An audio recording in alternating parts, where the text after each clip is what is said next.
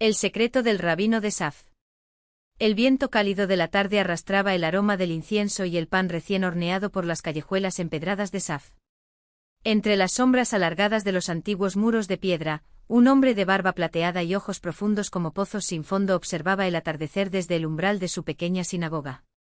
Era el rabino Eliezer ben Simón, el último guardián de una tradición que se remontaba a los tiempos del templo de Salomón. Esa noche, como cada viernes al caer el sol, encendió las 2 velas de Sabbat con manos temblorosas por el peso de los años, pero firmes en su propósito. Mientras las llamas danzaban, sus labios murmuraban palabras en arameo, un idioma que pocos entendían ya, pero que él había aprendido de su maestro, y este de otro antes que él, en una cadena ininterrumpida de sabiduría oculta.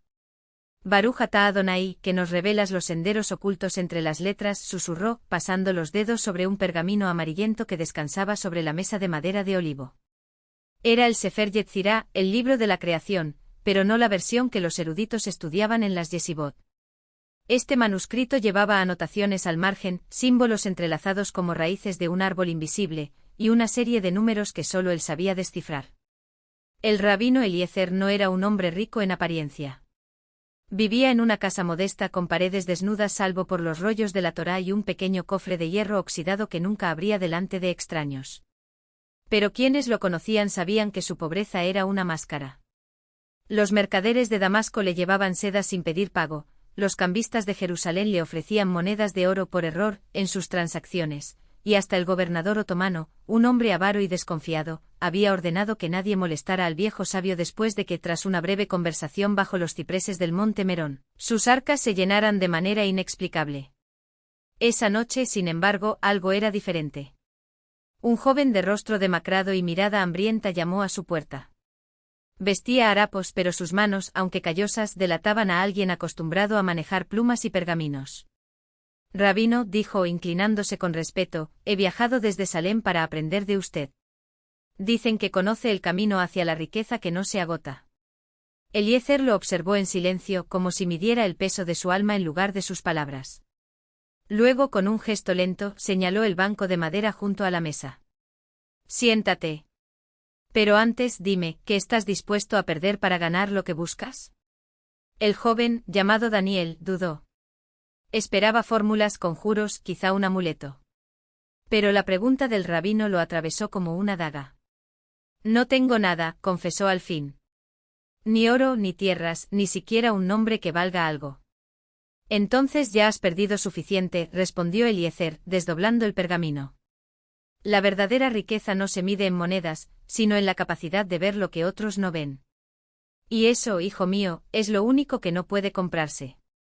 Con dedos que parecían tejer el aire, el rabino trazó en el pergamino una serie de letras hebreas, Alep, Mem, Tab. Luego, entre ellas, insertó números en una secuencia que Daniel nunca había visto. No eran simples cifras, sino puertas. Esto es el Sadajibur, explicó Eliezer. El secreto del poder. Cada letra es un canal, cada número una llave. Pero no es magia, como creen los ignorantes. Es matemática divina, el lenguaje con el que Dios ordenó el caos. Daniel contuvo el aliento mientras el rabino unía las letras con líneas invisibles, formando un patrón que recordaba a las ramas de un árbol invertido, sus raíces en el cielo. La Cabalá no es un hechizo para atraer oro, continuó Eliezer. Es un mapa. La riqueza infinita ya existe, solo está oculta tras velos que nuestros ojos no perciben. El dinero es energía, como el viento o la luz. Y como toda energía, puede ser dirigida. Tomó un puñado de tierra del jardín y lo esparció. Reé el pergamino. Las partículas se adherieron a ciertas letras, formando patrones geométricos. Mira. La tierra obedece. El universo entero responde a quien conoce las combinaciones correctas. Pero hay una condición, debes dar antes de recibir. ¿Dar qué? Preguntó Daniel, sintiendo como el corazón le latía con fuerza. Tu miedo. Tu duda. Tu apego a lo que crees ser. La avaricia es la prisión más pequeña, y sus barrotes son invisibles. El joven bajó la cabeza. Había huido de Salem después de que su familia lo repudiara por estudiar textos prohibidos. Llevaba meses durmiendo en establos, robando migajas de pan. La idea de dar le parecía una crueldad. Como si leyera sus pensamientos, el rabino sonrió. No te pido que regales lo que no tienes. Te pido que confíes en que el vacío que dejas será llenado. Mañana al amanecer, ve al mercado. Compra un pan con la última moneda que tengas y dáselo al primer mendigo que encuentres. Luego, regresa aquí. Daniel salió de la sinagoga con más preguntas que respuestas, pero algo en la voz del rabino lo impedía desobedecer. Al día siguiente hizo lo que se le había ordenado. El mendigo, un anciano sin dientes, lo miró con ojos brillantes como cuentas de ámbar y murmuró una bendición en un idioma que Daniel no reconoció. Cuando regresó a la casa del rabino, éste lo esperaba con un rollo de pergamino nuevo y un tintero de plata. Ahora estás listo, dijo Eliezer. La primera lección es esta: la escasez es una ilusión. El universo es abundante, pero exige que actúes como si ya tuvieras lo que deseas. No para engañarte, sino para alinear tu ser con la verdad. Durante semanas, Daniel aprendió los secretos del Sadajibur. Descubrió que las letras hebreas eran más que sonidos, eran fuerzas vivas. Que los números no solo contaban, sino que creaban. Que la riqueza no era acumulación, sino flujo como el agua de un río que nunca se estanca. Un día, el rabino lo llevó al monte Merón al amanecer. Allí, entre las tumbas de los sabios antiguos, le mostró cómo trazar en el aire los símbolos que había memorizado. El viento se arremolinó a su alrededor, y por un instante Daniel vio, o creyó ver, hilos dorados tejidos entre los árboles, las rocas, incluso las nubes. Estos son los canalim, los canales, explicó Eliezer. La riqueza circula por ellos como la savia en las venas de la tierra. Cuando aprendes a conectarte, ya no necesitas pedir. Simplemente eres. El tiempo pasó y Daniel dejó de ser un mendigo. No se convirtió en un mercader ostentoso, ni en un usurero. Pero dondequiera que fuera, las oportunidades aparecían como frutos maduros cayendo a sus pies. Un día un joyero de Alejandría le ofreció una sociedad, al siguiente un capitán de barco le confesó que necesitaba un socio para una ruta comercial secreta hacia las Indias. Daniel aceptaba lo que resonaba con su espíritu y rechazaba lo que no, sin apego. Años después, cuando el rabino Eliezer sintió que su hora había llegado, llamó a Daniel a su lecho de muerte. No hay fórmulas mágicas, le recordó con la voz ya débil. Solo hay esto. Le entregó el cofre de hierro que Daniel nunca había visto abierto. Dentro no había oro ni piedras preciosas, sino un espejo de bronce empañado por el tiempo. Mírate, susurró el rabino. Ahí está el verdadero tesoro. Cuando dejes de buscar, encontrarás que la riqueza infinita siempre estuvo contigo. Daniel cerró el cofre con lágrimas en los ojos.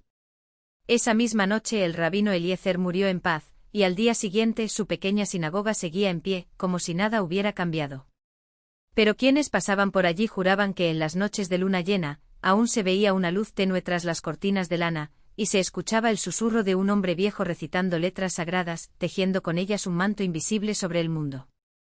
Y así el secreto siguió vivo, pasando de maestro a discípulo, de corazón a corazón, como un río que nunca se seca. Porque la verdadera Cabalá no se escribe en libros. Se vive. Y su mayor misterio es este, que la abundancia no es algo que se posee, sino algo que se es. El cofre de madera, ahora vacío, permaneció en el pequeño cuarto trasero de la sinagoga, cubierto por el mismo manto de lana que el rabino Eliezer usaba en las noches de invierno. Daniel, su último discípulo, no lo abrió nunca más.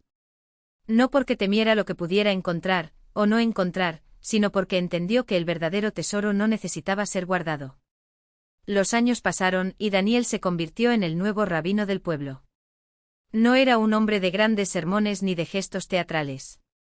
Habla poco, pero cuando lo hacía, sus palabras parecían brotar de un pozo profundo, como si llevaran siglos esperando ser dichas. La gente venía a él no por respuestas, sino por silencio. Porque en su presencia, hasta el más inquieto de los corazones encontraba un instante de quietud. Una tarde, cuando el sol se inclinaba sobre los techos de teja, llegó al pueblo un hombre llamado Simón. Vestía ropas finas, pero sus ojos estaban vacíos como ventanas sin cortinas. Había recorrido medio mundo buscando fortuna, minas de oro en las montañas, mercados de especias en ciudades lejanas, incluso había pagado a astrólogos para que le revelaran el momento exacto en que la suerte lo favorecería. Pero cada vez que creía estar cerca, la riqueza se esfumaba entre sus dedos como arena.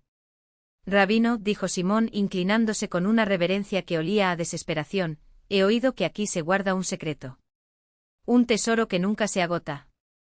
Daniel lo miró por un largo momento. No había juzgamiento en su mirada, solo una tristeza antigua, como si ya hubiera visto esa misma pregunta en miles de labios antes. Siéntate, dijo el rabino, señalando un banco de madera junto a la estufa de barro. Cuéntame qué has perdido. Simón se sentó, pero sus manos no dejaban de retorcerse. No he perdido nada, porque nunca tuve nada. Eso es el problema. ¿Nunca? Daniel tomó un puñado de higos secos de un cuenco y los ofreció al hombre. ¿No has comido hoy? ¿No has respirado el aire de la montaña al llegar aquí? ¿No sientes el peso de tus huesos, que te sostienen aunque no los veas? Simón frunció el ceño. No hablo de esas cosas. Hablo de riqueza. El rabino asintió como si esa palabra lo llevara de vuelta a una verdad que ya conocía. La riqueza, dijo lentamente, es como el agua. Si la guardas en un puño cerrado, se escapa. Si abres la mano, fluye. ¿Y cómo la atrapo entonces? Preguntó Simón con un dejo de irritación. Daniel no respondió de inmediato. En lugar de eso, se levantó y fue hasta el cofre de madera. Lo abrió aunque sabía que estaba vacío. O quizá precisamente por eso. Sacó un pequeño frasco de arcilla, lo destapó y dejó que Simón mirara dentro. No había nada. Solo oscuridad. Este frasco perteneció a mi maestro, explicó. Cuando era joven como tú, le pregunté qué guardaba aquí. Él me dijo, lo que no puede ser robado. Durante años creí que era una metáfora. Hasta que entendí. ¿Y qué es? Simón se inclinó como si al cambiar el ángulo pudiera ver algo. Nada, dijo Daniel, tapando el frasco. ¿Y todo? Es el espacio donde caben todas las cosas cuando dejas de aferrarte a ellas. Simón se rió, una risa amarga. ¿Me estás diciendo que el secreto es no querer? No. Te estoy diciendo que el secreto es ser. El rabino colocó el frasco de vuelta en el cofre y lo cerró. Mañana al amanecer, ven conmigo al río. Al día siguiente el cielo estaba pálido, como si la noche aún no hubiera terminado de soltar su manto. Simón, con los ojos hinchados por el sueño y la frustración, siguió a Daniel hasta la orilla del río que serpenteaba al este del pueblo. El agua corría lenta, espesa, como si llevara siglos haciendo el mismo camino. Mira, dijo el rabino, señalando la corriente. El río no pregunta, ¿cuánto agua debo llevar? Simplemente fluye.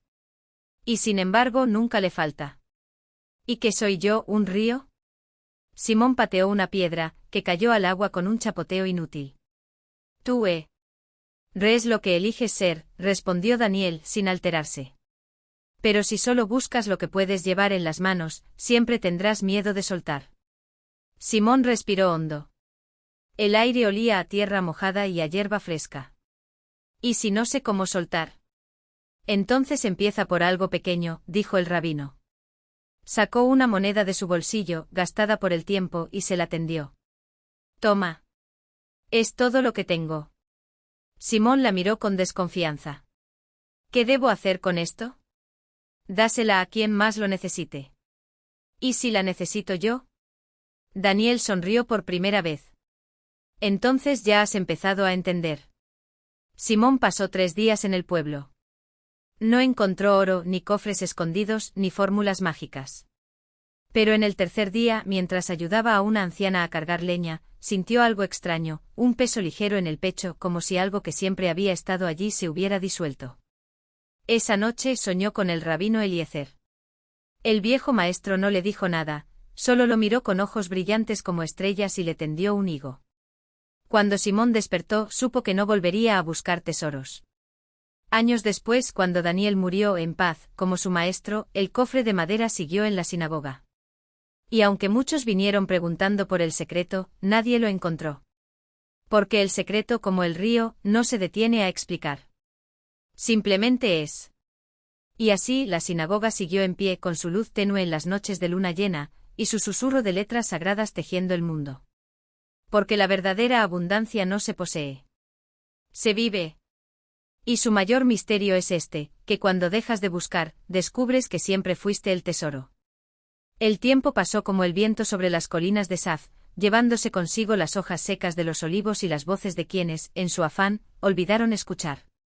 La sinagoga de Simón y Daniel resistió, sus muros impregnados de rezos y del aroma dulce de los higueras que crecían en el patio trasero. El cofre de madera, ahora oscurecido por los años, seguía allí, indiferente a las manos que lo rozaban con curiosidad o desesperación. Nadie lo abrió. O tal vez sí, pero nunca encontraron lo que buscaban, porque el cofre no guardaba oro ni pergaminos con fórmulas mágicas. Guardaba silencio. Con los años, Simón envejeció. Sus manos, antes ágiles para tallar letras en la madera, ahora temblaban al encender las velas del sabbat. Pero sus ojos seguían claros, como los de un hombre que ya no teme perderse porque sabe que el camino y el destino son lo mismo. Los niños del pueblo lo llamaban Saba Simón, abuelo Simón, y se sentaban a sus pies para escuchar historias que no eran sobre tesoros, sino sobre el pan compartido, el perdón que llega cuando ya no se espera, y la luz que se esconde en las grietas de lo cotidiano.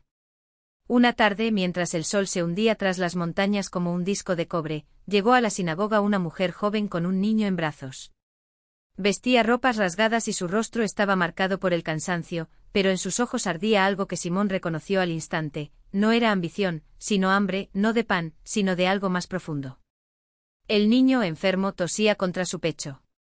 ¿Buscas algo?, preguntó Simón, aunque ya sabía la respuesta. La mujer miró el cofre. Todos lo miraban tarde o temprano. No sé, murmuró. Quizás una bendición. O un milagro. Simón no sonrió. Se acercó al cofre, pasó los dedos por la tapa tallada con versos del Cantar de los Cantares, y luego se volvió hacia la higuera que crecía junto al muro. Arrancó un higo maduro, lo partió en dos mitades y le ofreció una a la mujer. «Come», dijo. «Y dale al niño». Ella obedeció, más por instinto que por fe. El higo era dulce, jugoso, y al morderlo, el niño dejó de toser por un instante. La mujer lloró sin hacer ruido. «¿Es todo?», preguntó señalando el cofre. Simón negó con la cabeza. El cofre está vacío. Siempre lo estuvo. La mujer frunció el ceño confundida. Entonces, ¿por qué todos vienen? Porque creen que la abundancia es algo que se puede atrapar. Simón miró hacia el horizonte. De las primeras estrellas comenzaban a titilar. Pero la abundancia es como el aire, solo la notas cuando falta. Y cuando la buscas, huye. La mujer se quedó en silencio, acariciando la cabeza del niño. Luego, sin una palabra más, se fue. Pero al día siguiente regresó, esta vez con un pan recién horneado. Lo dejó en el umbral de la sinagoga y se marchó. Después volvió con una manta tejida para los inviernos fríos. Y así, sin que nadie lo ordenara, otros comenzaron a llegar, unos con frutas, otros con velas, algunos solo con su presencia. La sinagoga, que siempre había sido un lugar de oración, se convirtió también en un refugio. Años más tarde, cuando Simón cerró los ojos para siempre, fue enterrado junto a Daniel bajo la higuera que éste había plantado décadas atrás. El cofre siguió en su lugar, pero ya nadie preguntaba por él. Los niños jugaban a su alrededor, los ancianos se sentaban sobre él para contar historias, y a veces, cuando el viento soplaba desde el este, parecía susurrar algo en una lengua olvidada. Una noche de luna llena, mucho después de que los últimos que conocieron a Simón hubieran partido, un viajero perdido llegó al pueblo. Era un hombre de rostro demacrado, con las manos llenas de callos y los bolsillos vacíos. Entró a la sinagoga atraído por la luz tenue de las velas eternas y, sin pensarlo, se acercó al cofre. Lo abrió. Dentro no había nada. Solo el eco de un suspiro, como si el aire mismo respirara aliviado. El viajero cerró la tapa, se sentó en el suelo y lloró. No por lo que no encontró, sino por todo lo que había perdido buscando. Cuando el amanecer llegó, se levantó, sacudió el polvo de sus ropas y salió. Pero esta vez, en lugar de huir hacia adelante, se quedó. Aprendió a hornear pan. A tejer redes. A escuchar. Y así el ciclo se cerró como un círculo perfecto porque al final, el tesoro nunca estuvo en el cofre, ni en las manos de los que lo buscaban, sino en el acto de soltar.